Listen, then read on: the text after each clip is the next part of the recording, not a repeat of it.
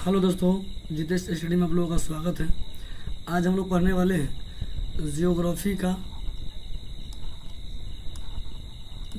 का जो पार्ट 2 है, जिसमें हम लोग 10 वीवीआई सब्जेक्टिव क्वेश्चन जो शॉर्ट क्वेश्चन है देखेंगे और जो एग्ज़ाम के लिए 2025 में आने की संभावना है। तो चलिए हम लोग शुरू करते हैं। तो मेरा पहला क्वेश्चन दिया है,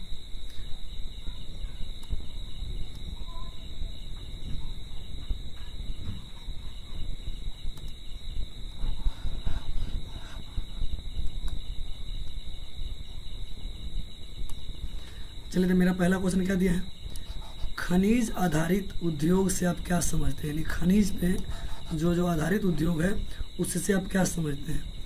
तो यानी खनिज आधारित उद्योग तो कहता है वैसा उद्योग, यानी जो उद्योग खनिज पर आधारित हो।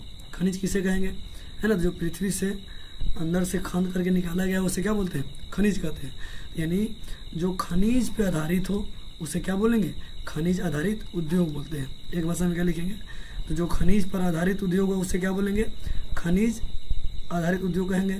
जैसे में लोहा और लोहा धातु है ना उद्योग, लोहा जो है लोहा धातु उद्योग है, अलौह धातु उद्योग एवं अधातु उद्योग के लिए कच्चे माल खनिज से प्राप्त होते हैं। लोहा के लिए जो खनिज प्राप्त होते हैं वह किस रूप में, कच्चे माल के रूप में प्राप्त होते हैं। जैसे में क्रोमियम, निकेल, कोबाल्ट, मैग्नीज इत्यादि लौह धातु तथा एल्युमिनियम, तांबा इत्यादि अलौह धातु, गंधक, फास्फोरस आदि यह क्या है, अधातु है। कहने का मतलब क्रोमियम हो गया, निकेल हो गया, कोबाल्ट हो गया, मैग्नीज जो है क्या है, लौह धातु है ना। और एल्युमिनियम क्या है, लौह धातु है। यह भी तांबा क्या है, लौह धातु। लेकिन अलौह धातु किसे कहते हैं, जैसे में गंधक, फास्फोरस है ना, यह सब क्या है, अधातु है। सीधे बताइएगा अगर पूछेगा खनिज आधारित उद्योग से क्या आप समझते हैं, तो जो खनिज पर आधारित उद्योग है उससे बोलेंगे खनिज आधारित उद्योग कहेंगे, है ना। जैसे में खनिज आधारित उद्योग है, एक लौह और एक अलौह। तो लौह में हो गया निकेल, कोबाल्ट, मैग्नीज, और अलौह में क्या होगा, गंधक, फास्फोरस इत्यादि। इतना ही लिख देंगे, मेरा 2 नंबर मिल जाएगा। चलिए आगे क्वेश्चन देखते हैं। अगला क्वेश्चन कहता है परिवहन और संचार में अंतर बताना है।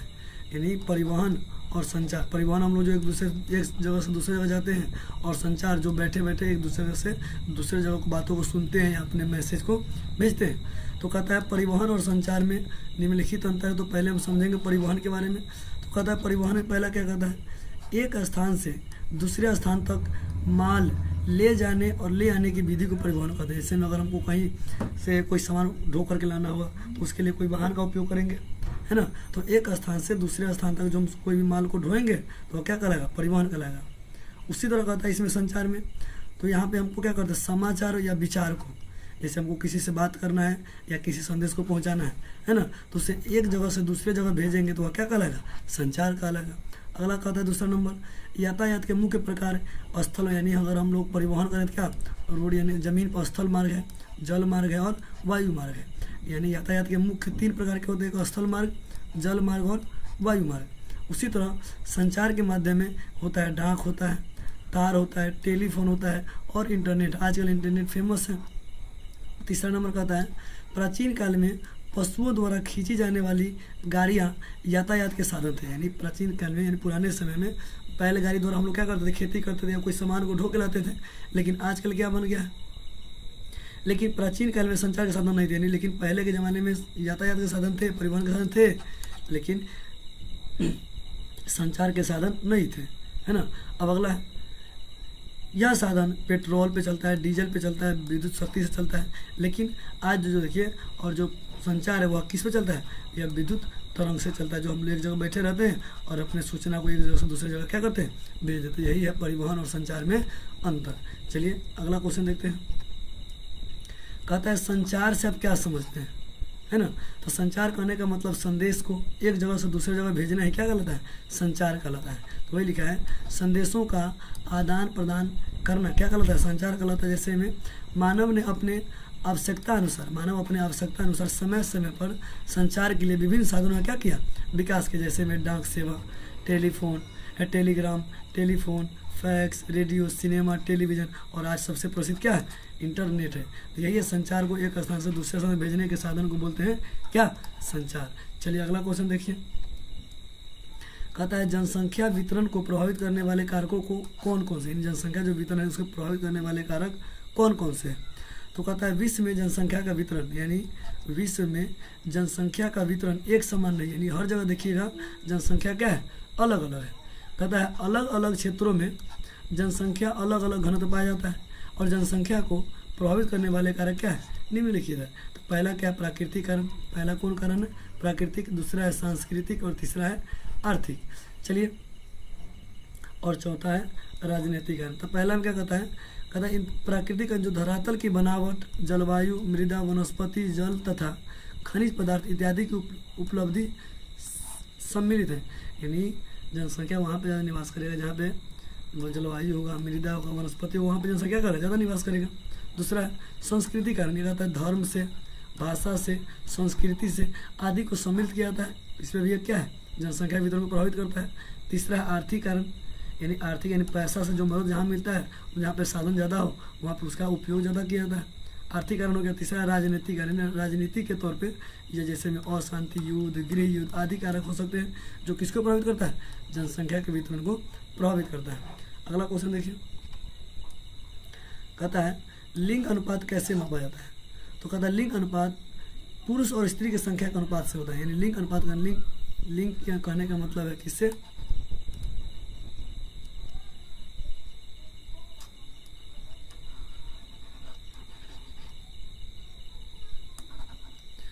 लिंग से कहने का मतलब है पुरुष और स्त्री के संख्या का अनुपात को क्या बोलते हैं, लिंग अनुपात बोलते हैं।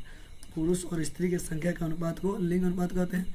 कहता है इसके लिए है ना प्रति 1000 पुरुष पे, यानी 1000 पुरुष पे स्त्रियों की संख्या का क्या करते हैं, गणना की जाती है। यानी 1000 पुरुष पे स्त्री की संख्या गणना की जाती है, तो क्या बोलते हैं, लिंग अनुपात कहते हैं। लिंग अनुपात का फॉर्मूला होता है स्त्रियों की संख्या बट्टा पुरुषों की संख्या गुणे 1000। यानी स्त्रियों की संख्या, इसका फॉर्मूला होता है स्त्रियों की संख्या बट्टा पुरुषों की संख्या गुणे क्या, 1000। यह किसका फॉर्मूला होता है, तो लिंग अनुपात का फॉर्मूला होता है।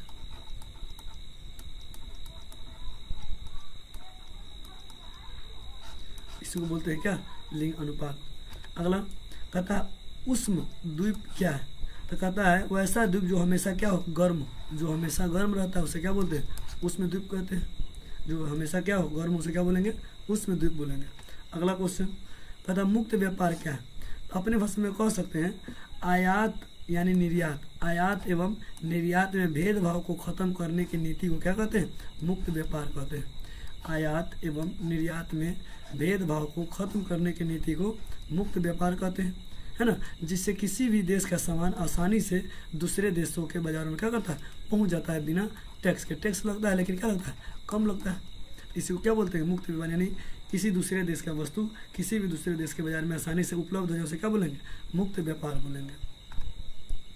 अगला कहता है ग्रामीण बस्तियों को निम्नलिखित प्रकार को लिखें। यानी ग्रामीण बस्ती कितने प्रकार के होते हैं उसको लिखना है।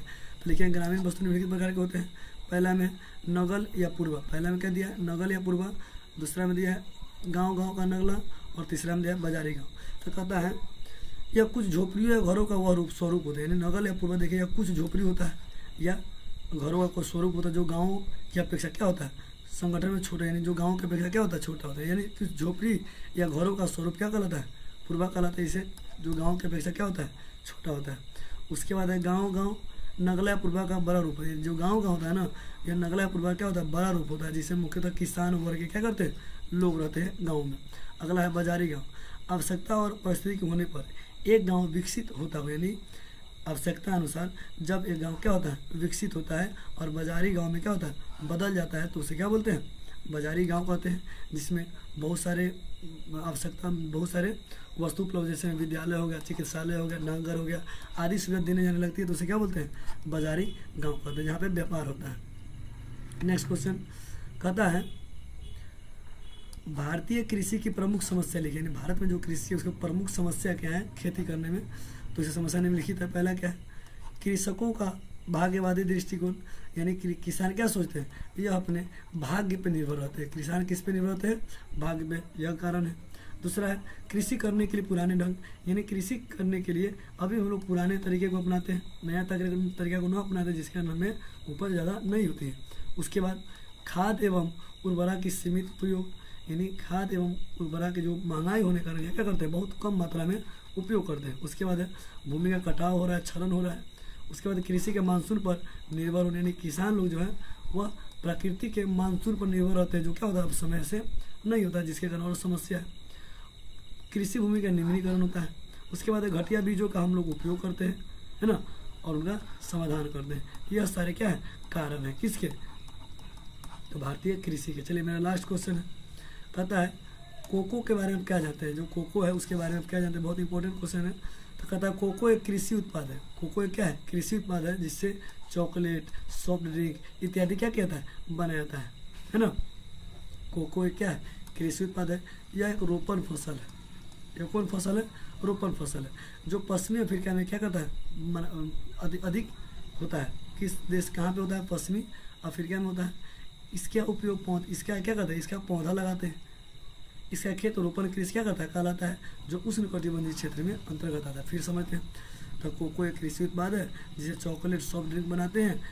यह पश्चिमी अफ्रीका में क्या कहता है, पौधा लगाया जाता है। यह एक रोपण कृषि है ना, जो उष्णकटिबंधीय क्षेत्रों में उगाया जाता है। तो चलिए तो आज हम लोग देखे हैं 10 VVI शॉर्ट क्वेश्चन। तो पार्ट 2 है, अगर पार्ट 1 नहीं देखे तो आप लोग पीछे जाके देख लीजिएगा। आशा करते हैं कि आप लोगों को यह क्वेश्चन समझ में आया होगा, और नहीं समझ तो एक बार 2 बार रीडिंग कीजिएगा, सही से आपको समझ में आ जाएगा। तो अगर अच्छा लगा होगा तो चैनल को लाइक और सब्सक्राइब जरूर कीजिएगा। अगर नोट्स लेना है तो इस नंबर पर संपर्क कीजिए, आप लोगों को नोट्स अवश्य मिल जाएगा। चलिए तो आज के लिए इतना ही, जय हिंद।